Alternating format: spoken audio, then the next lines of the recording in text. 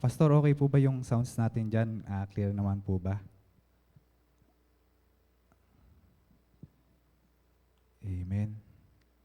Okay, praise the Lord. Amen. Tayo mag-aaral sa gabing ito. Ang pinawatan ko, hinango ko yung topic ko sa message nga ng ating prophet. Gaya ng sinabi ni Pastor na bawat Friday ay aming mga subject ay mga tinuro ng ating propeta na si Brother Branham. At gayon man, mga kapatid, challenge ko din bawat isa na hindi naman maaaring din namin matalakay lahat ni Brother JR ng mga nakapaloob dun sa buong topic na yan. Yung mga chunks lang ng mga kaya namin banggitin dahil una sa oras din. Kaya challenge ko rin na basahin nyo rin to sa bahay para yung mga napag-aaral natin, nare-review natin, mas naunawaan pa natin. Kasi gaya ng mga last topic na na tinuro ko, marami pa doon na hindi ko na isama na napakaganda basahin. Pero hindi ko ito nasama dala nung kapos sa oras, ganun. Kaya maaaring sa inyong mga tahanan, alin nyo na lang, basahin nyo na lang iyan para mas dumami pa yung kaalaman natin sa mga messages ng ating propeta. Amen. Ang topic ko ngayon ay pinamagatang ating prophet na a true sign that's overlooked. Amen. Ano ba yung na-overlook? O ano ba yung mga true sign na yan? At hihimay-himay natin yan kung ano ba yung sign na na-overlook na yan. O overlook, yan. Ano ba ibig sabihin yan? To fail to notice or consider something or someone. Ibig sabihin lang, yung true sign na na-overlook ng mga Israel na yan, mga kapatid. At pag-aaral natin yung kwento, buhay ng mga Israel. At syempre, sa kalahulihan, dapat i-apply din natin ito sa ating mga sarili, mga kapatid. Praise the Lord. Pag-aralan nga natin yung true sign na na-overlook, amen, ng Israel. Basa tayo sa Exodus 4:1, sabi dito, "And Moses answered and said, But behold, they will not believe me, nor hearken unto my voice, for they will say, The Lord hath not appeared unto thee." Ito yung, mga kapatid, ito yung gustong sign talaga ng mga Israel na yan, yung nakikita nila, di ba? Gaya ng sinabi ko dati yun na to see is to believe. Yun yung gusto ng mga Israelites, yung nakikitang mga signs, yung mga signs, wonders, yung mga pagpapagaling, yung bread na pinadami ni Kristo, di ba? Yung tinapay, o tsaka yung mga kakaiba, o yung mga signs na pinagagawa ng mga propeta o ng ating Panginoon. Yun yung gusto na makita ng prophet, o nung Israel rather. Yun yung gusto nilang makita, yung sign na nakikita sa mata lamang nila. Next, sabi dito, "And the Lord said unto him, What is that in thine hand? And he said, A rod." Amen. Ano ibig sabihin ng rod? Symbolizes to ng judgment. Ito yung rod, it's God's judgment. Sa verse 3, sabi dito, "And he said, Cast it on the ground, and he cast it on the ground. And it became a serpent, and Moses fled from before it." Amen. Tatalakayin natin yung kwento ni Moses. Ito yung unang karakter na ating pag-aaralan, mga kapatid. Ito yung sign na ginawa ni Moses, mga kapatid. Yung rod niya, na hawak-hawak niya, o yung staff na yan, di ba? Ang ginawa, sabi ng ating Panginoon, ikas daw yan, at ikas daw sa lupa, at magiging isang serpente. Next verse, sabi sa 4:4, "And the Lord said unto Moses, Put forth thine hand, and take it by the tail. And he put forth his hand, and caught it, and became a rod in his hand." Amen. Gaya nga sa nabanggit sa verse 4, na nung itiyapon o ikas ni Moses yung rod na yan sa lupa, naging ahas ito. At sa verse 4 nga, sabi dito, ito yung hawakan mo, hawakan mo sa sa tail. At magsasauli ito, mababalik to sa pagiging rod niya. Sa 5, sabi dito, "That they may believe that the Lord God of their fathers, the God of Abraham, the God of Isaac, and the God of Jacob had appeared unto thee." Yan. Parang first pull yan, mga kapatid, di ba? Yan yung ginamit ng ating propeta, di ba?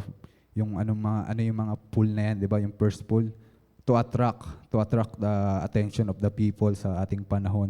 At gayon din ang nangyari dito, ginawa ni Moses para ma-attract yung attention ng mga Israelites. Kailangan niyang gumawa ng mga sign na yan, mga kapatid. At makikita natin yung ilang sign ba yung ginawa ni Moses na yan. Dito, di ba, nagkaroon na tayo ng isang sign. Yun yung rod niya na naging serpente. Next verse, sabi dito, "And the Lord said, furthermore, unto him, Put now thine hand into thy bosom. And he put his hand into his bosom, and when he took it out, behold, his hand was leprous as snow." Ito yung ikalawang sign na binanggit ng ating Panginoon, mga kapatid, na ipapakita ni Moses sa mga Israelites na pagka pinut daw niya yung kanyang hand sa kanyang bosom, ito'y magiging isang leprous. Siyempre, para maibalik to, kailangan gawin lang din niya ulit yon, ibalik niya ulit ito sa kanyang bosom para maibalik muli sa dating kalagayan ng kanyang kamay. 7, "And he said, Put thine hand into thy bosom again. And he put his hand into his bosom again, and plucked it out of his bosom, and behold, it was turned again his other flesh." Amen. Ganyan nangyari, mga kapatid. Yung nangyari sa pangalawang sign ni Moses, mga kapatid, na ginawa niya, di ba? Naging leprous, nagkaroon ng leprosy yung kanyang kamay. Pero nung ito'y binalik niya, manumbalik ito sa flesh na kanyang kamay. Next verse. Sabi dito sa 8, "And it shall come to pass, if they will not believe thee," kapag hindi daw naniwala yung mga Israelitang ito, "neither hearken to the voice of the first sign, that they will believe the voice of the latter sign." At kung hindi nga daw sila naniniwala sa dalawang sign ito, kulang pa, mga kapatid. Baga, ang mga Israelites na to ay gusto nila yung maraming sign talaga para lubusan silang maniwala. Sabi dito sa verse 9, "And it shall come to pass, if they will not believe also these two signs, neither hearken unto thy voice, that thou shalt take of the water of the river, and pour it upon the dry lands. And the water which thou takest out of the river shall become blood upon thy dry hands." Amen. Nakita natin yung tatlong sign na ginawa ni Moses. Yung una, yung rod, di ba? At yung pangalawa, yung kamay niya na ipinasok sa kanyang bosom at naging leprosy ito.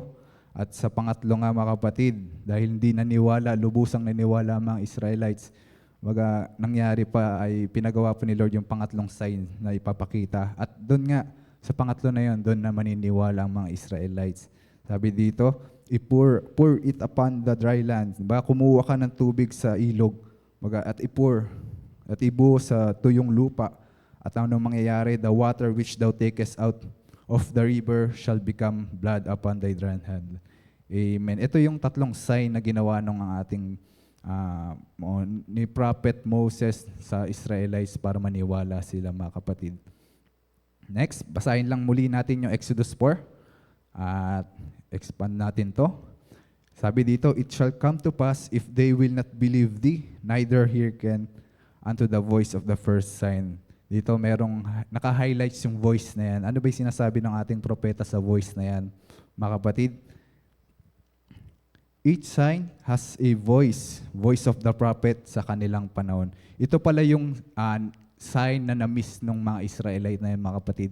Kung sino yung tao na ginagamit niya. At bawat tao na yan, bawat propeta na ginagamit niya, merong voice daw yan. Ito, di ba, maliwanag sa verse 8, "To the voice of the first sign, and they will believe the voice of the latter sign." Amen. As like John, di ba?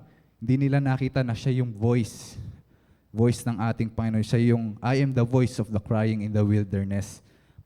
Pakiclick nga yung voice dyan. Sino yung mga voice na yan, mga kapatid?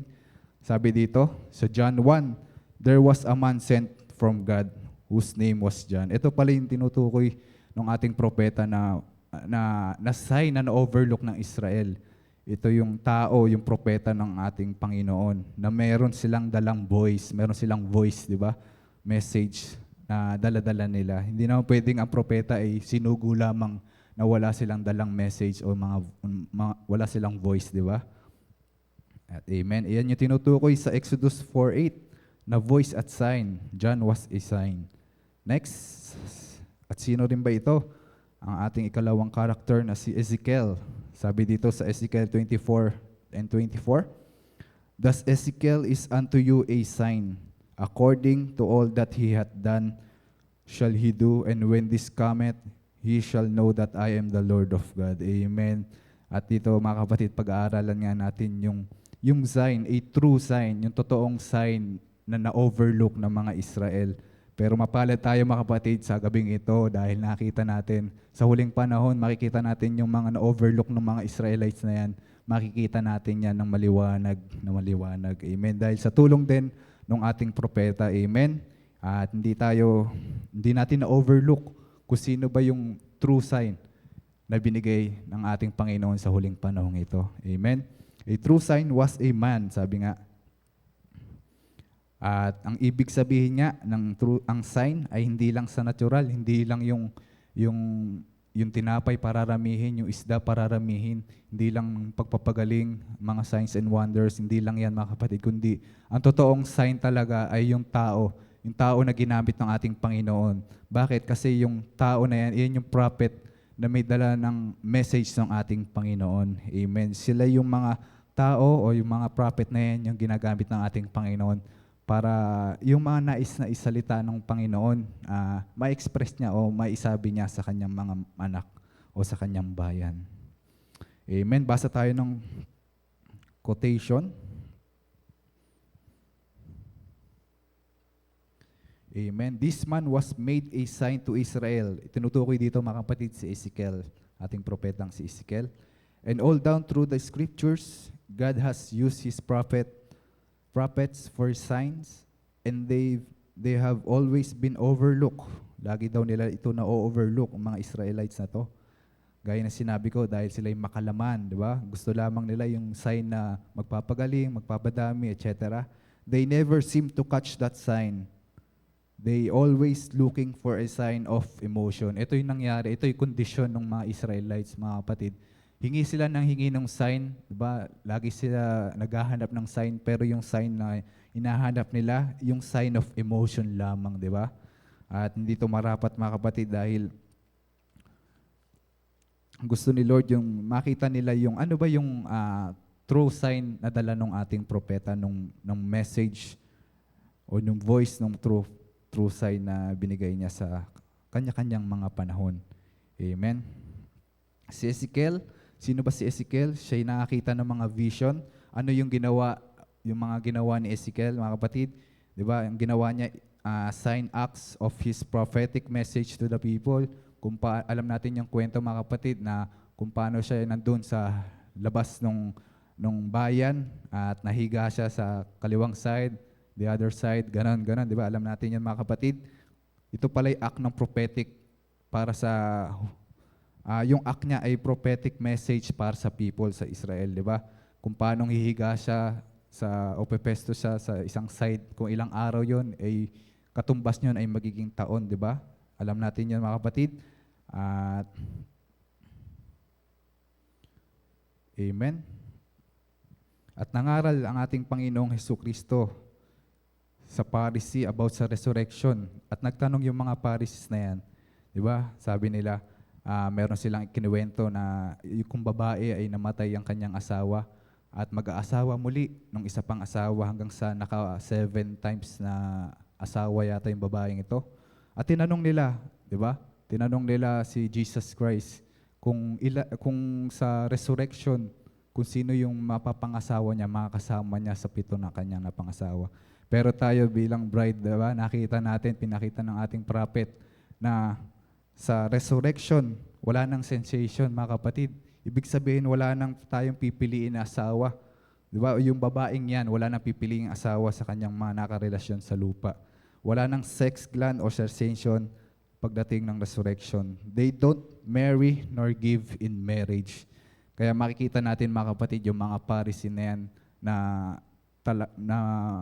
halos nagbabasa nung mga kasulatan, pero na-miss nila yung revelation about sa resurrection, mga kapatid, di ba? Kung hindi nila na-miss to, hindi nila itatanungin to, di ba? Pero dahil nga hindi nila alam at tinanong nila ito kay Jesucristo. At sinagot naman sila ni Jesucristo na tunay nga na wala siyang pipiliing asawa. Dahil alam natin na wala nang sensation pagdating ng resurrection. Amen. Next slide. Sabi dito.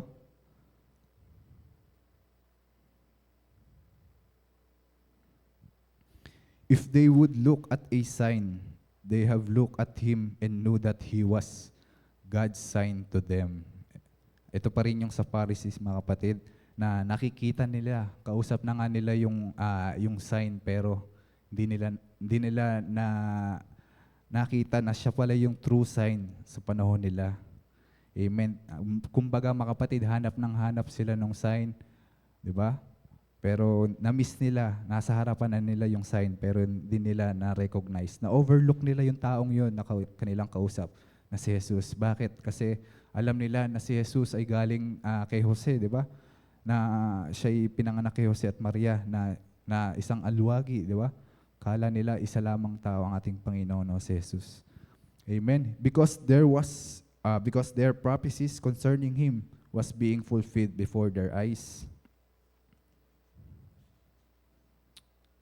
Next, but they will still look for a sign. Patuloy silang maghahanap ng sign. How strange it is that men will do that will look for a sign when a sign is right with them. Amen. Napaka masalimuot na kondisyon niya, mga kapatid, na yung true sign na pala na hinahanap ng Israelites, ng mga Pharisees ito, ay nasa kanilang kaharap pero hindi nila ito na-recognize. Na-overlook nila si Jesucristo. O na-overlook nila ang salita ng ating Panginoon. Amen? That will look for a sign when a sign right among them. Now, Israel had got into this condition. Ganito ang nangyari, di ba? Gaya ng sinabi ko. Ito yung naging condition ng Israel sa kakahanap ng sign na akala nila ganun lalabas ang sign, na hindi na inaasahan na magiging isang simple lamang pala yung sign o yung Mesayang napaparating na inihintay nila, di ba? Akala nila darating si Mesaya, ang Mesaya sa magandang pamilya, mayaman, baga parang kakilakilala ba, di ba? Pero hindi, gumamit ang Panginoon sa simpleng pamamaraan lamang. At iyon ang nangyari, hindi nga nila nakita, na-miss nila yung Word of God, na-miss nila si Mesaya, na-miss nila yung true sign na ibinigay sa kanilang kalagitnaan. Amen? Tumitingin lamang sila sa natural na sign. At makikita rin natin sa huling panahon, sa ating panahon sa Laodicea Church Age, at nangangaral yung sign. 'Di ba? Noong 1963, 'di ba? Nangangaral siya, pero ano nang namang nakita nila?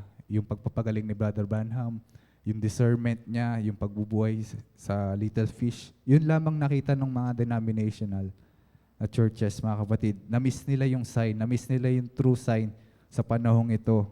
At ano nangyari, mga kapatid? Ni-reject nila si Brother Branham. Ibig sabihin, ni-reject din nila yung message of the hour at ni-reject din nila ang ating Panginoon na ginamit si Brother Branham bilang isang propeta sa panahong ito. Amen? Yan yung sign na binigay sa huling panahon, pero na-miss nila. Pero tayo, mga kapatid, amen, tayo ay hindi natin na-miss, hindi natin na-overlook yung message, amen, message ng ating Panginoon, dahil nakita natin na may propeta tayong tinatanaw sa gabing ito o sa panahon nating ito. Amen. Praise the Lord. At kung minsan, mga kapatid, yung mga sign na yan has to go through torture. Kagaya lamang ni Jesus Christ, di ba? Ano yung pinagdaanan niya? Di ba? Gaya na sinabi ko, na-miss nila yung Messiah, na-miss nila si Jesus Christ. At si Jesus Christ ay dumaan sa torture stage. Baga, how he went through to prove that he was the Messiah. Amen. At iba't ibang klase, di ba? Hindi lang naman si Jesus Christ, marami pang ibang mga tao o yung mga anak ng Diyos na mga tinorture na dumaan sa masalimuot, mapait na pangyayari. Pero sila pala yung ginagamit ng ating Panginoon.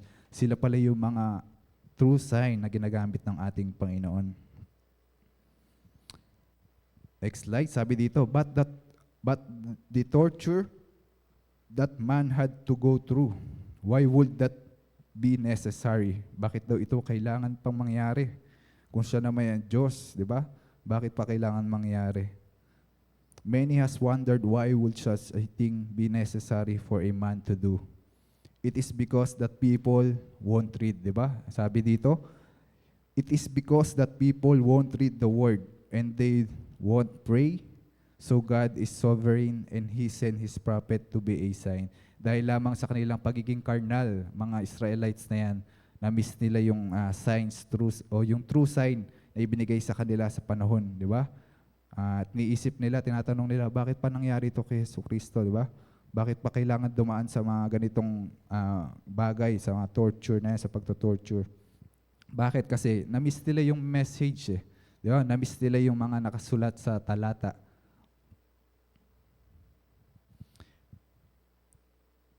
Amen. Amen. At alam natin na kaya sinugo ang propeta, bawat propeta na sinusugo dahil siya ay magsisilbing bibig ng Diyos sa kanilang panahon at magbibigay linaw sa kanyang mga kasulatan. Kaya mapalad tayo mga kapatid dahil hindi tayo kagaya ng mga denomination na churches na hindi na sila nagkiklaim o wala silang kinikilalang propeta. Di ba? Malinaw naman na sinasabi sa talata, di ba? Na mayroong isinugo, mayroong Elijah na isusugo sa huling panahon. Di lang sa huling panahon, mga kapatid, kundi sa bawat panahon, may mga Elijah ang sinusugo. Pero na-miss nila ang Elijah na sinugo. Yung true sign ay na-mix nila, na-overlook nila ito, mga kapatid.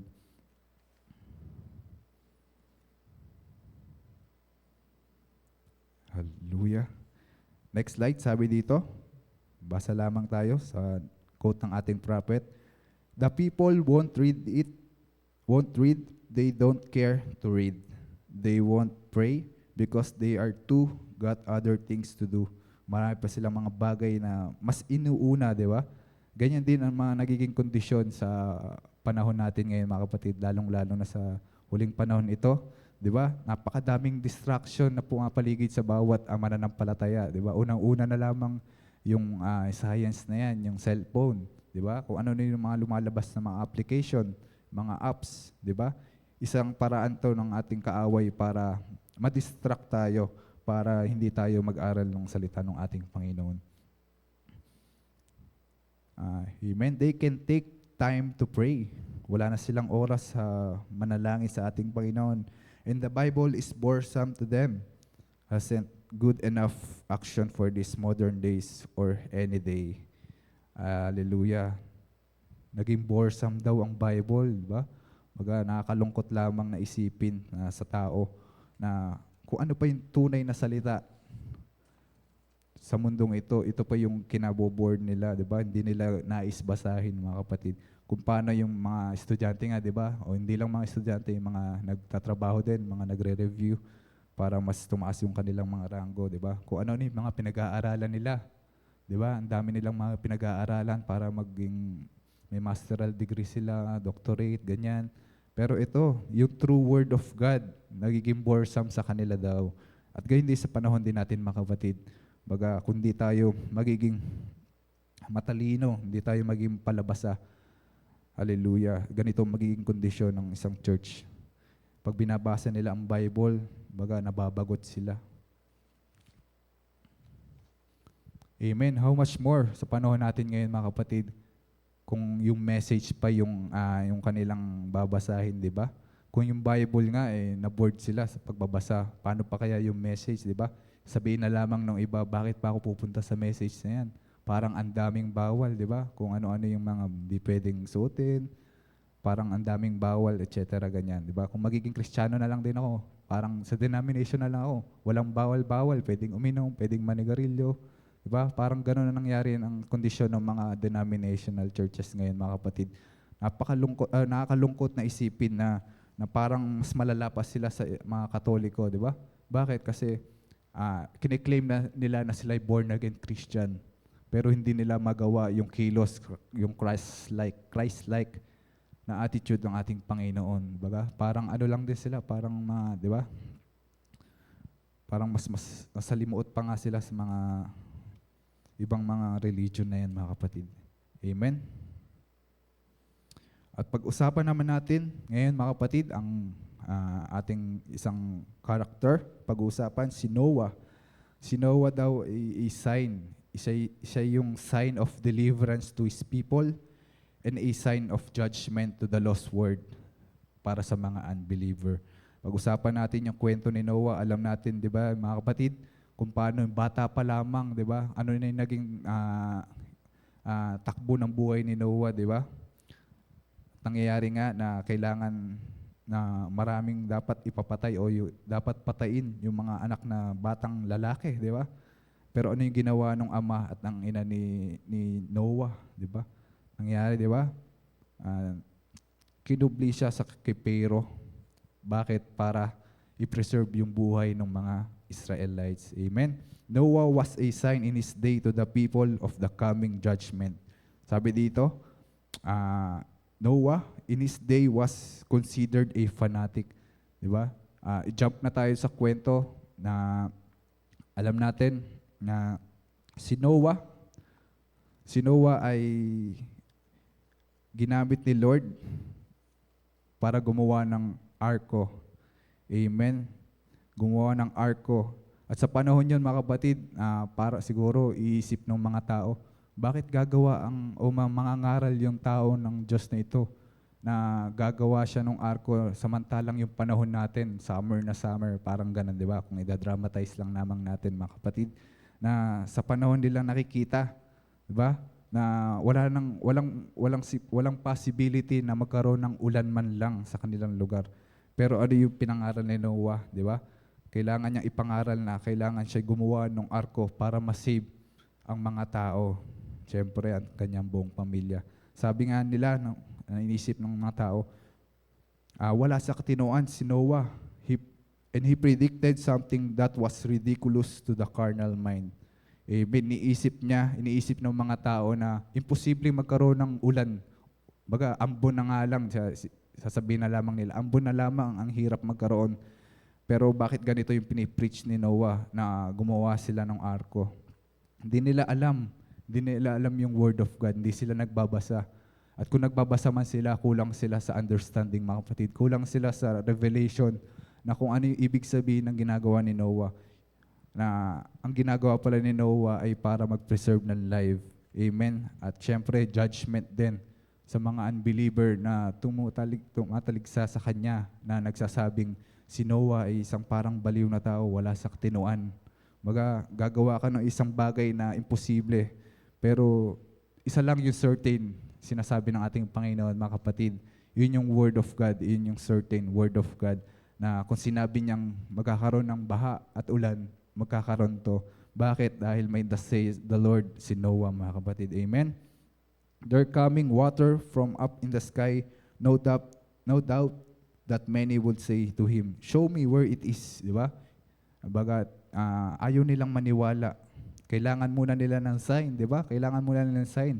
Di ba? Sa panahon natin ngayon, di ba? Para malaman natin na may bagyong paparating, di ba?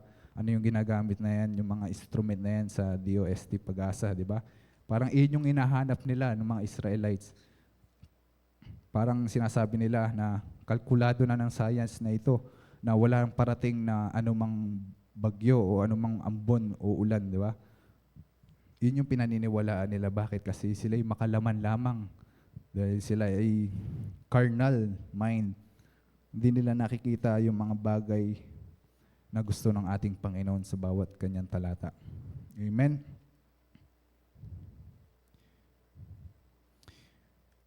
Noah still preparing the ark for the rain. Kahit anumang pagtatuligsayan, anumang mapapait, masasakit na salita na binabanggit ng mga tao kay Noah, patuloy lamang siya. Bakit? May pinangahawakan siya, mga kapatid.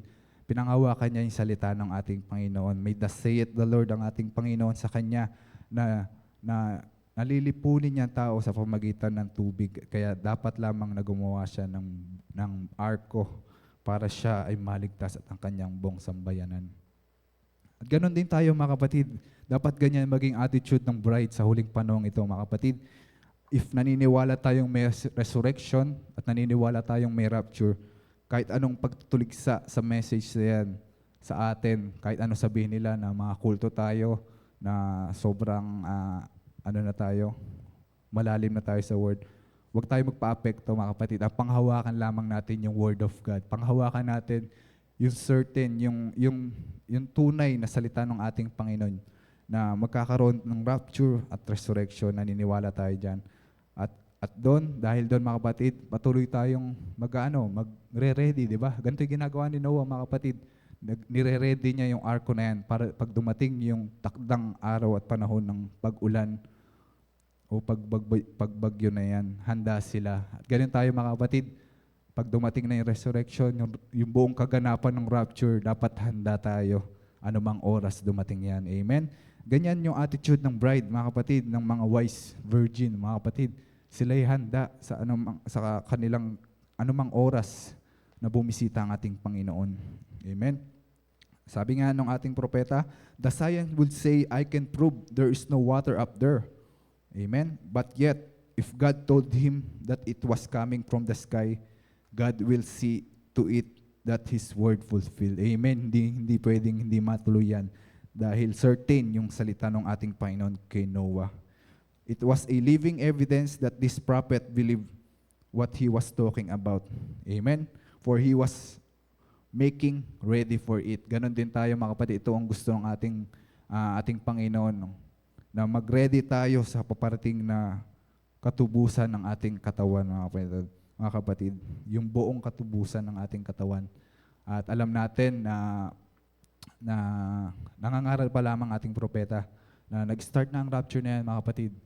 Hindi yung, wag natin isipin na yung rapture ay isang ganyan lang, kisap mata lamang, kundi ito yung proseso. Hindi pwedeng mara-rapture ka agad porket tumanggap ka sa ating Panginoon, nakakilala ka sa ating Panginoon, hindi pwedeng ganon na instant raptured ka na agad. Hindi. Kailangan ito'y proseso, mga kapatid. At ganon yun ang nangyari. Anong proseso nangyari kay Noah sa kanyang paggawa ng arko, mga kapatid, na ang dami niyang dami niyang pagtutuligsa na kanyang naranasan, pero certain sa salita ng ating Panginoon. Amen? Sabi nga sa Matthew 24:37, but as the days of Noah were, so shall also the coming of the Son of Man be. Amen? At next naman, pag-aralan natin kung ano yung commission ni Moses, mga kapatid. Amen?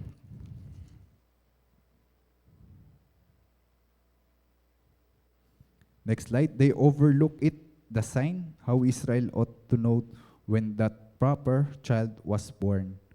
When they look up there and saw by the time of years where they living in. Thy people shall be stranger for 400 years in a strange land. Ito yung parusa ng ating Panginoon sa mga Israelites na dinala sila sa strange land, sa Egypt, ng ilang libong taon, di ba? 400 years. But then, I'll bring them out. They ought to know the time was at hand. Dapat kailangan nila at alam nila yung time na kailan sila babalikan ng ating Panginoon. Amen? At iyan nga mga kapatid, sino ang naging sign sa panahon ni Moses? Walang iba kundi si Moses. Moses, that was Moses, a prophet. Siya yung true sign sa panahon nila na alam natin yung nangyaring kwento, mga kapatid, di ba? Na ilang libong taon na pinarusahan sila ng mga taga-Ehipto. Inalipin ang bawat Israel. At ang kala ng mga Israel, walang Diyos sa kanila, ang kalagitnaan. Bakit? Kasi may pagkukulang din pala ang mga Israel, mga kapatid. Bakit? Ang gusto lamang pala ni Lord na tumawag sila sa kanila. Gusto lamang ni Lord na mag-pray lamang sila na isugo sa kanila muli ang sign o yung prophet na parating o yung deliverer para sa kanilang kondisyon. At gayon din sa atin mga kapatid, amen? Kailangan makita nga natin yung sign na yan. At ito yung gusto ni Lord na mag-pray lamang tayo kung ano may hiningin natin. Di ba? Dapat nga prayer meeting natin na yun o yung overnight. Pero sa kalooban na rin ni Lord, di ba? Hindi nangyari man nga. Pero patuloy tayo mag-prayer. Ito pala yung gusto pakita sa atin ni Lord na mag-pray lamang tayo. Kailangan banggitin natin sa Kanya ng mga kailangan hilingin natin, yung mga gusto natin na mangyari, maligtas sa ating mga mahal sa buhay, etc. Dapat isusugo pala natin sa Panginoon. Ito yung gusto ni Lord na ipinakita sa Israel, na hindi siya lalapit pagka hindi sila tumawag. Amen? Moses was a sign of deliverance to Israel and a sign of judgment to Egypt. Amen? Diba? Siya yung deliverance, siya yung deliverer para sa Israel, sa bayan ng Israel. At alam natin yung kwento na kung ano nung mga signs na ginawa niya, di ba? para lamang mapaniwala ang mga Israelites at ang si Pero, di ba? Para mapaniwala at mapaalis sila sa kanilang kondisyon na kinalalagyan. At syempre, kung ito'y deliverance to Israel, judgment naman to sa Egypt. Amen. Kahit alam natin yung kwento, nangyari, hinabol sila ni Pero at ng kanyang mga kasamahan, mga army. At alam natin yung nangyari mga kapatid kung paano sila lahat ay pinatay ng ating Panginoon. And now Israel, after 400 years, they begin to cry out of deliverance. And God never reveals Himself and show Himself unto His people are ready to receive what He shows. Amen. Sabi nga dito, gusto pala nung ating Panginoon na tumawag muna yung mga Israelites. Kailangan mula nilang umiyak at tumawag sa ating Panginoon at para ibigay sa kanila yung deliverer na hinihingi nila.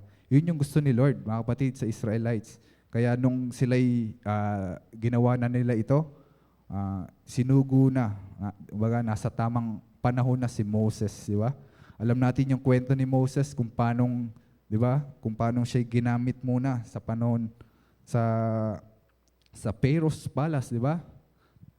Kung paanong siya yung 40 years siyang may knowledge nung Egypt o ni Pharaoh, di ba?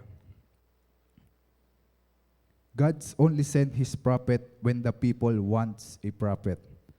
Amen. Kagaya lamang nung dalangin ng mga Israel sa Panginoon nung gusto nila na humingi sila ng king, di ba? Sino yung binigay nila? Si Saul. Sino yung binigay ng ating Panginoon? Si Saul. God sent His sign when the people are ready for a sign. Amen. They get to a place that they want emotion or they want some, show us a sign from heaven. Makikita natin na sa ganitong kondisyon sa panahon ni Moses, na makalaman pa rin talaga yung mga taga-Israel na yan. Humihiling sila ng sign, kung ano-anong sign ng gusto nila. Pero pinapakita lamang ni Lord na hindi ko ibibigay yung sign na yan kung hindi nyo siya hihingin. Diba? Sa kabila ng mga pagsubok, mga pagpapasakit, pagpapahirap sa kanilang mga taga-Ehipto, kundi sila dudulog sa ating Panginoon, di ibibigay ng ating Panginoon yung sign na hinihingi nila. Amen? At gaya ng nabasa natin kanina, sabi nga dito, they overlook it. Na-overlook nila yung sign. Sino yung sign? Si Moses. Akala nila si Moses ay isang tao na taga-Ehipsyo. Di ba? Siya yung lumaki sa Ehipsyo, si Moses. Tinuruan siya ni Pharaoh para maging isang, sabi nga dito, Pharaoh raised him up to give him all the education that he could get to show God how He does things. Ibig sabihin, pinalaki siya ni Pharaoh para maging isang kahalili niya pagdating ng tamang panahon, di ba? Pero sa kabila ng 40 years na educated si Moses na yan, sa pamagitan lamang ng ilang minuto, kailangan buburahin ng ating Panginoon, amen, yung pag-aaral niya ng 40 years na ginugol sa Egypt. Sabi nga dito, then took him on the backside of the desert, let him forget all about it. Pharaoh was training him, God was training him. Pharaoh had 40 years to train him, then God took 40 years to train him. Let him forget all about it. Sabi nga, man's training and God's training. Pharaoh was training a son for a leader, a diplomat, for a warrior, for another coming Pharaoh that would hold. Pero alam natin na hindi ito yung calling ni Moses, mga kapatid. Ang calling niya talaga ay maging deliverer para sa bansang Israel o sa bayang Israel. Amen?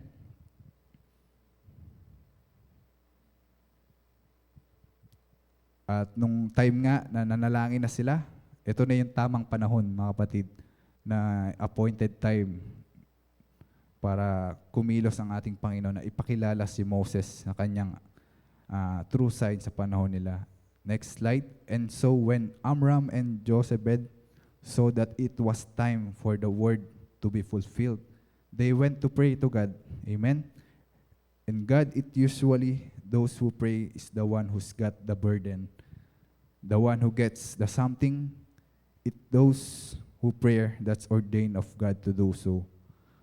At dumating gaya ng sabi ko, na dumating ng tamang time, nung humiling dumulog na ang bansang Israel. Amen. Binigay na ni Lord si Moses bilang isang deliverer. Baga, papakita lamang dito mga kapatid na may appointed time sa bawat bagay, sa bawat event na yan mga kapatid. Hindi porket Kristiyano ka, baga parang may kaloob, di ba? Minsan, bata ka pa lang, nakikita mo na may kaloob to sa pagiging pag-awit o sa pagtuturo, pero pinipilit nila na gawin agad ito. Pero dapat makita muna natin kung ito ba talagang kalooban na ng ating Panginoon sa tamang appointed time niya. Amen. Sabi nga dito, may perseverance sa prayer. Amen, ang mga Israelites na to. Ganyan din sa atin mga kapatid, di ba? Gaya ng example ng ating prophet na yung mother na may sakit yung kanyang anak, di ba? Makikita natin yung powerful ng prayer. Kung paanong hindi niya pinahintulutan na makaalis muna ang ating propeta para lamang maipag-pray ang kanyang anak. Ganyan yung kapangyarihan ng prayer mga kapatid. Di ba? Yung kapangyarihan ng prayer ng isang nanay na kung paanong na-delay niya yung flight ni Brother Branham para lamang gumaling ang kanyang anak. At ganyan yung pinapakita ni Lord mga kapatid na wag natin baliwalain yung prayer natin. Dapat ma-express natin yung power of prayer na yan para dinggin ni Lord yung bawat panalangin natin. Amen.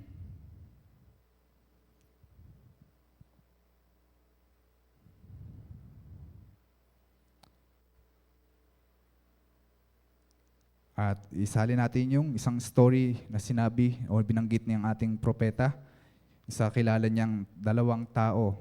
Sabi dito, both of them wanted to be a man of God. Yung isa dito mga kapatid ay isang cancer patient na gumaling sa cancer. Baga sabi ng ating propeta na nais nilang maglingkod sa ating Panginoon, nais nilang maging lingkod ng ating Panginoon. Pero yung isa na gumaling sa cancer ay patuloy na nag-take ng kanyang bisyo. Ano bisyo niya? Yung pagyoyosi, yung pag-cigarette. Pero nakita natin yung isang tao naman na sa kabila ng kanyang pinagdaanan at sa kabila ng kanyang kagustuhan, hindi niya ginawa yung mga dati niyang ginagawa mga kapatid. Baga tinawag siya mismo ng ating Panginoon. Sabi nga ng ating prophet, if today God has called you and separated yourself from the things of the world, and the glorious power of God has sanctified you from them things. Makita natin mga kapatid na sa kabila ng dalawang taong ito na gusto magpagamit sa Panginoon, pero kung hindi naman talaga sila tinawag ng ating Panginoon, walang mangyayari sa kanilang buhay, di ba? Gagawin lamang nila yung gagawin nung laman, nung kanilang laman, di ba? Sabi nga ng ating propeta, yung isang tao na patuloy na nag-cigarette, you cannot stop it unless the power of God is upon you. 'Di ba? Kahit anong iwas mo, kung hindi naman kumilos talaga ang ating Panginoon sa iyo, kung walang buhay, kung walang seed sa iyong kaluluwa, hindi ka gagamitin ng ating Panginoon. At nakita natin mga kapatid na yung isang tao na yan na kumilos ang Panginoon sa kanyang buhay, 'di ba? Glorious power of God has sanctified you from them things. You should be the happiest person there is in the world. Amen. Ganun tayo mga kapatid, dapat masaya tayo. Bakit? Kasi tayo pinili ng ating Panginoon sa huling panahong ito. There was 1,000,000 that would not do it if they could, but they cannot. Amen. Di ba? Apakadaming taong nais na maglingkod sa ating Panginoon. Apakadaming tao na nais na mapabilang sila sa bride o sa mundo ng ating Panginoon, di ba? Sabi nga sa John 3:16, for God so loved the world. Sino ba yung word na yan mga kapatid? Di ba? Lahat ng tao gustong mapasama dyan sa word na yan. Pero alam natin mga kapatid na kung sino talagang word ng ating Panginoon, amen, tayo yun mga kapatid, yung mga bride sa huling panahong ito. Amen. Sabi nga, millions that will do it if they could, but they cannot. Dapat maging happiest person daw tayo dahil tayo pinili ng ating Panginoon. It is not for them to have it. This is the day when the church is called out, separated. Amen. Kagaya na pinag-aralan natin, di ba? yung mga shock sa ating katawan, sa ating mga pag-iisip, sa ating nature, dapat ipagpag natin yan, di ba? Dapat bayuhin yan para maalis yung shock na yan sa atin at lumabas yung bunga sa ating buhay. Amen? It's different than what it is used to be. Amen? Praise the Lord. And Moses, stay with the word. He was a sign. He was a sign to Israel para sa kanilang deliverance. Amen? At si Pharaoh, ano yung tingin niya sa mga Israelites, mga kapatid? Ang tingin ni Pharaoh ay sila'y mga slaves. Sabi ng ating propeta, basahin ko, to Pharaoh, they were slaves and dogs. Napakababa ng tingin niya sa mga Israel, mga kapatid. Pero hindi niya alam kung gaano yung pagtingin ng ating Panginoon sa mga Israel na yan. Amen. To Moses naman, they were the they were the elect of God. Amen. The Bible said that Moses made his own choosing to suffer the reproach of Christ, esteem it greater riches than pleasure of sin, where he had recompense unto the reward. Nakita natin yung ano yung pagtingin nila sa bayang Israel. Amen. At makikita natin kung ito yung tingin ng ating Panginoon na sila yung mga elect word of God o elect of God, di ba? Gaano na lamang yung kanyang pagnais ng ating Panginoon na i-deliver yung bayan niya sa kamay ng mga Egyptian na yan, di ba? Makikita natin na andyan yung pagmamahal ni Lord sa kanyang bayan. Amen. Sabi dito, he knew that God had raised him up for this purpose, but he could not tell them. As long as they were blind to it, he never did reveal himself openly until they recognize it. Kailangan, binulag pala sila ng ating Panginoon. Hallelujah. At kung sabi nga, he never did reveal himself openly until they recognize it. Kailangan muna nilang ma-recognize. Kailangan muna nilang ma-recognize yung prophet o yung yung true sign sa panahon nila. Then they seen that sign and they know it. Amen. Ito ang gusto ng ating Panginoon, mga kapatid, na hindi natin ma-miss yung sign na kanyang ibinibigay sa bawat kapanahunan.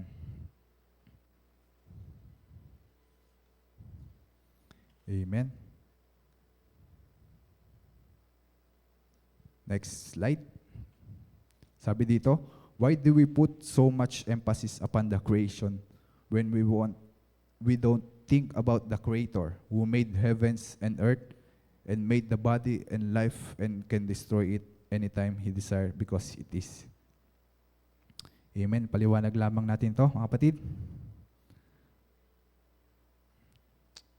Hallelujah. Sa natural o sa normal na buhay ng bawat tao, marami tayong mga needs. Siyempre, marami rin tayong mga pangarap, di ba? Bilang isang tao dito. Ito'y isang normal bilang tao, bilang tayo ay nandito sa mundong ito. Normal yan na mangarap tayo, na gusto natin maging successful tayo, maging stable yung mga income natin, mapunta tayo sa magandang company, makapagpagawa tayo ng mga sariling bahay, mga etc. Mga gusto ng bilang isang tao, mga kapatid. Sabi nga, but so much on this, sabi ng ating prophet, so much on this when you realize no matter, that is all right.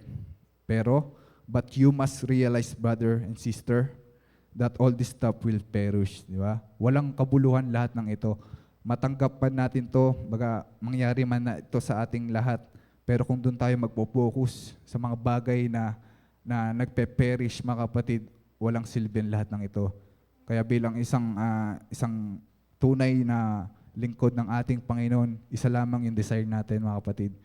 Yun yung mga bagay o yung mga dapat natin na mapasa atin, yung mga hindi na pe-perish, di ba? Yung eternal life, di ba?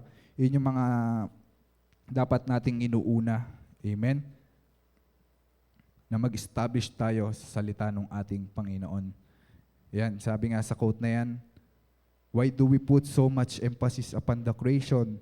Baga, when we don't think about the Creator who made heavens and earth, Di ba? Nakapokus ang mga cardinal na tao sa creation, sa science, di ba? Iniisip na nila na ang ganda-ganda ng science, di ba? Na, nakaka-believe, di ba? Kung ano ng mga technology, mga ginagawa ng tao ngayon. Namamangha sila sa creation na yan, pero nakalimutan nila, na-overlook nila ang ating Panginoon. Na-overlook nila kung sino talaga yung tunay na nag-create sa mundong ito. At syempre, kung sino yung nag-create sa bawat tao, di ba? Amen. Na-overlook nila ito, mga kapatid. Hindi nila ine-emphasize yung salita ng Panginoon. Hindi nila na-emphasize ang ating Panginoon. Na-bypass nila, baga.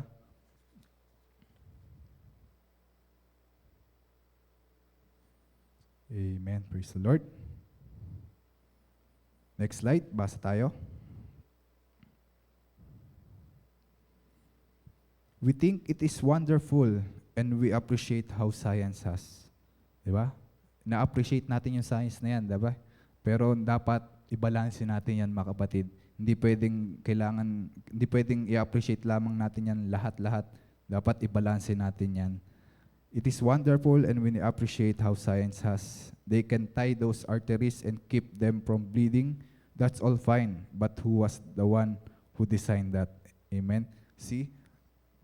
We look all over the creation and forget the Creator. Dito, mga kapatid, bago yung quote na to, kinuwento ng ating prophet yung about sa nanay niya, di ba? Nangyari dito, nasa ospital siya. At gano'n na nangyari yung naging pananaw ng doktor. Nabilib siya sa science kasi ang dami-daming mga bagay na magagawa nila para maisalba yung isang buhay na isang tao. Pero sabi ng ating propeta, overlook nila ito. Namangha sila sa science. Hindi nila na-recognize kung sino yung gumawa talaga na yun, kung saan galing, kung saan nagsimula talaga ang mundo at ang tao. Baga na di nila na ang ating Panginoon. Hindi nila nakita, hindi nila na-appreciate. Baga ang na-appreciate lamang nila yung science, mga kapatid. We're looking at the natural things and forget all the spiritual things. That's what we do. Yun yung makasalimutan na nangyayari sa panahon natin ngayon. Sa kabila ng science, katalinuhan ng mundo, yan lamang yung natural. Pero yung spiritual things, baga, nawawala yan sa isang tao. Nawawala yan kung sila'y nakafocus lamang sa natural things. Amen?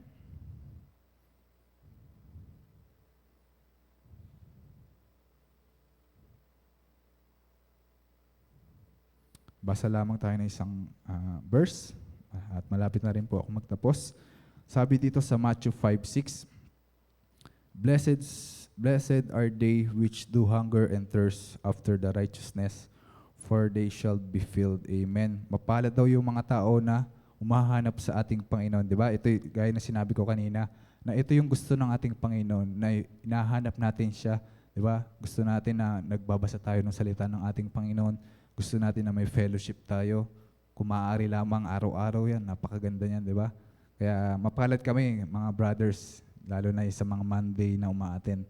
Kasi ang dami naming natututunan, may fellowship na kami, nagkakaroon pa kami ng knowledge sa bawat salita ng ating Panginoon. Ganon din dapat ang desire ng bawat isa, mga kapatid, na dapat kung may pagkakataon na makipag-fellowship tayo o puntahan natin yung mga kapatiran natin. Diba? Simpleng kape at tinapay lamang, napakalaking bagay na ito para sa isang spiritual na kalagayan ng isang tao, diba? Lalong-lalo na yung kapatid natin ay dumadaan sa mga pagsubok, diba? Hindi natin alam na sa simpleng pagbisita natin, napakalaking tulong pala ito sa kanila, diba? Kaya papakita ni Lord na dapat ganito tayo, may hunger tayo sa fellowship, may hunger tayo sa Word of God. Amen? Sabi nga, God just doesn't shove things down your throat. Ibig sabihin, ayaw niya ng spoon feed lamang. Amen? Ayaw niya na si pastor lamang lagi na magsasalita na mga congregation nakaupo lamang. Ayaw ng ating Panginoon yan, mga kapatid. Kaya ang gusto ng ating Panginoon na yung mga pinapakinggan natin na galing kay pastor, pag-aralan din natin, di ba? Kulang kasi, mga kapatid. Kulang yung mga pag-aaral na ginagawa natin kapag tayo nakikinig sa linggo. Kulang yan. kung di natin babalikan, di ba? Minsan kasi may mga namimiss tayo na mga maliliit na bagay na akala natin maliit na bagay, pero pag binasa pala natin to ulit, baga mag-flash na lang na napakainam pala ng salita na yan. Diba? Ito yung gusto ng ating Panginoon, na mag-aral tayo, lumapit tayo sa Kanya. Amen? Ayaw nga ni Lord na spoon feed lagi. Amen? Ayaw, kung paano ayaw niya yung candy-coated na mga pangangaral, mas lalong ayaw niya yung spoon feed yung kanyang mga anak. Dapat may desire tayo, may gusto tayo, gusto natin hingin yung Word of God, yung kapahayagan na ating pinakikinggan sa likod ng pulpito. Amen?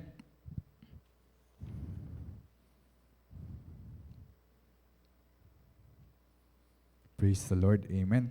At pag-usapan natin yung isang character na si Elijah. Si Elijah, nag-prophesy siya na magkakaroon ng tagtuyot o yung, tagtuyot mga kapatid sa Israel. At sa panahon nung pumunta siya, di ba? Nung panahon pumunta siya sa Sarepta, nung time na meron ng tagtuyot at kagutuman, di ba? Kakulangan sa pagkain, sa supply, di ba? Sino yung nagpakain sa kanya? Sino yung nagpakain na ginamit ni Lord para pakainin sa Elijah? 'Di ba? Yung raven, 'di ba? Kung isipin lamang natin na parang imposible mangyari 'to, pero certain yung ating Panginoon, mga kapatid. Kapag ikaw ay dinala niya sa lugar na ito, hindi kanya bibigyan ng pagkain, hindi pagkain natural, kundi pagkain spiritual. Amen. Kung nandito ka sa Pulilan o kung nandito ka sa Plaridel, 'di ba? May designated place na binigay si Lord. May designated na church kang naaatinan. Hindi pwedeng wala kang makakaing spiritual, mga kapatid. Kahit ba nasa Antipolo ka, kahit nasa Angeles ka, mga kapatid. Baga, alam na ni Lord kung saan kanya dadalhin. Amen. At nakita niya yung babaeng balo, yung widow woman. Di ba? Ano yung nangyari sa kanila? Sino ba yung widow woman na to? Tipo siya ng church sa Revelation 8-11, di ba? Kung paano nangunguha siya ng stick para magamit panluto sa kanilang dalawang anak niya o sa kanilang dalawa kasama yung kanyang anak niya, di ba? Baga sinabi niya, ito na lamang yung huling pagkain na aming kakainin bago kami mamatay. Pero ano sinabi ni Elijah? Baga, bigyan mo muna ako ng tubig. Sa susunod, mga kapatid, ni-request ni Elijah, bigyan mo muna ako ng makakain, di ba? At iyon nga, bakit? Kasi may certain at alam nung makikita ng ating Panginoon na makikita ng babaeng widow na ito. Bakit? Siya kasi yung church na makikita niya yung sign sa kanyang panahon, di ba? At sabi niya sa 1 Kings, at kanyang sinabi, ang Panginoong mong Diyos ay buhay. Ako ay wala kahit munting tinapay kundi isang dakot na harina sa gusi at kaunting langis sa banga. At narito, ako'y namumulot ng 2 patpat upang ako'y pumasok at ihanda sa akin at sa aking anak upang aming makain bago kami mamatay. Amen? Sa kabila ng ganitong kondisyon nila, mga kapatid, pinagbigyan pa rin niya si Elijah, mga kapatid. At ano ba yung assurance naman ni Elijah, di ba? Hindi pwedeng walang bawi ang ating Panginoon. Hindi pwedeng magkukulang yung pagkaing natural sa kanyang pamilya, di ba? Sa kabila ng kagutuman na nangyayari sa kanilang bansa o sa kanilang lugar. For thus saith the Lord, may thus saith the Lord si Elijah, that barrel will not fail. Iyan yung pangako ng ating Panginoon sa babaeng widow na ito. Amen? At kalaunan, di ba? Mga kapatid, yung kanyang anak na lalaki, yung nag-iisang anak na hiningi niya, nagkaroon ng nagsakit, di ba? At ano nangyari? Namatay ito, natulog ito. Pero ano ginawa ni Elijah? He stretched himself upon the child 3 times. At ang bata ay nabuhay. At ano naging response ng babaeng widow na ito, mga kapatid? Sinabi niya ng babae kay Elijah, ngayon italastas ko na ikaw ay lalaki ng Diyos. Amen? Nakita ng widow woman, nakita ng church, ng bride, yung sign, a true sign sa panahon niya, nakita niya, di ba? Na-recognize niya, hindi niya na-overlook yung taong sinugo ng ating Panginoon. Amen. Praise the Lord.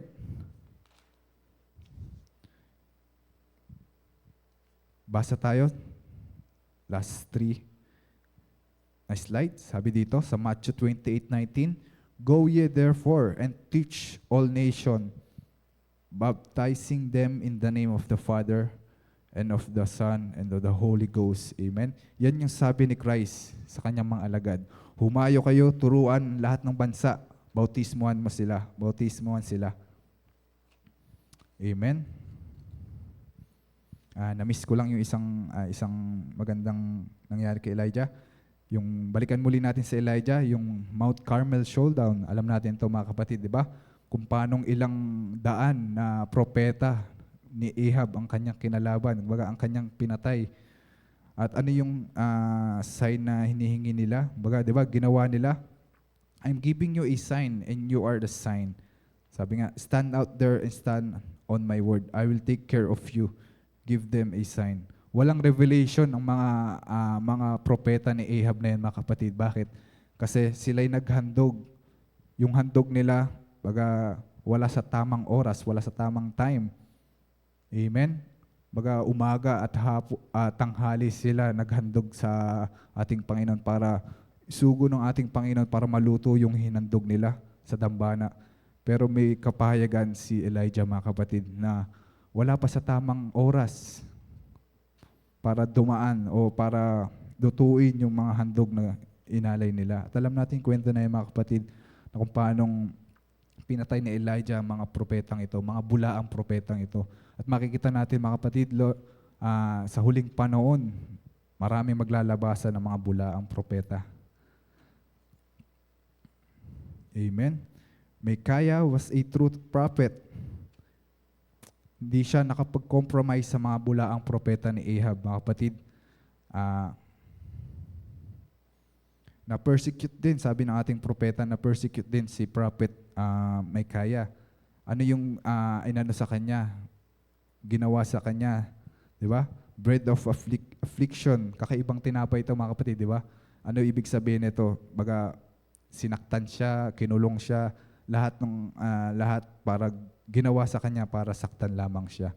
Micaiah a sign to a Jehoshaphat. Micaiah was a sign to Jehoshaphat, mga kapatid, that God keep a true prophet on hand. Amen. Yan yung mga propeta, mga true sign na ating pinag-aralan sa gabing ito, mga kapatid. At sabi nga sa Matthew 28, sabi nga inutos ng ating Panginoon na humayo kayo, turuan lahat ng bansa, bautismuhan mo sila. Amen. Yan yung sinabi ng ating Panginoon. Next slide. Sabi dito, thus saith the Lord. Ito yung sabi ng ating propeta. The baptism using the title of Father, Son, Holy Ghost is false. Amen. Ang propeta nagsabi niyan, di ba? So ano yung kailangan natin, mga kapatid, para matama yung baptism natin? Kailangan natin yung revelation of the Word of God. Amen. Hindi pwedeng bautismuhan tayo sa pamagitan ng title na yan, ng Father, Son, and Holy Ghost. Amen. Sabi nga ng ating prophet, yan ay false. Next slide, sa huling slide natin. Sabi naman dito sa Acts 19:5, when they heard this, they were baptized in the name of the Lord Jesus. Amen. Ito pala yung tamang bautismo, mga kapatid. Hindi sa nakita natin na parang nagkakaroon ng clash sa mga talata na yung mga kapatid. Hindi, mga kapatid. Bakit? Kasi nagkaroon ng kapahayagan yung mga disipulo ng ating Panginoon na kung paano yung tamang bautismo na tinuro niya sa kanila. Amen? Ano yung ginawa nga ni Pablo, di ba?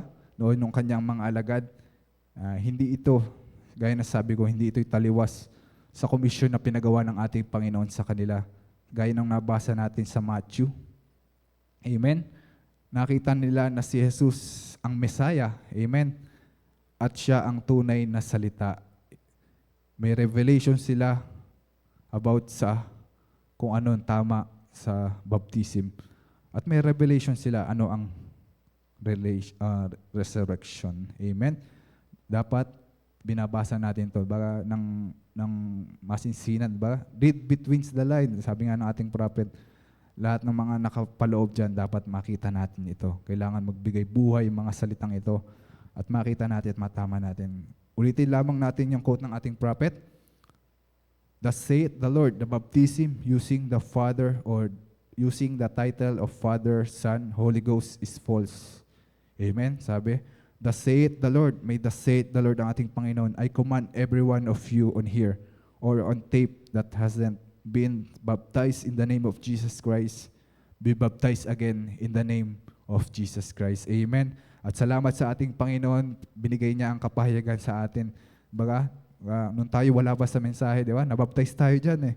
Yung mga denomination na yan, mga dumaan sa mga denominational churches.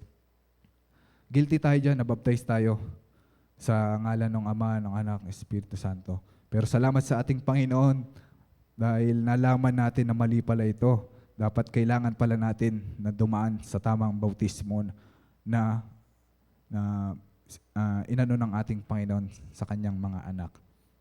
Amen. Bilang tayo ay nasa huling panahon, pasalamat tayo mga kapatid dahil hindi tayo nagaya sa Israel na na-miss nila yung Messiah, na-miss nila si Christ, na-miss nila yung true sign sa panahon nila, na-overlook nila ang true sign na yan, especially in our age mga kapatid, in this very last age na maraming bulaang propeta na parating, na lalabas, pero salamat sa ating Panginoon, hindi bulaan yung propetang ating nakita mga kapatid.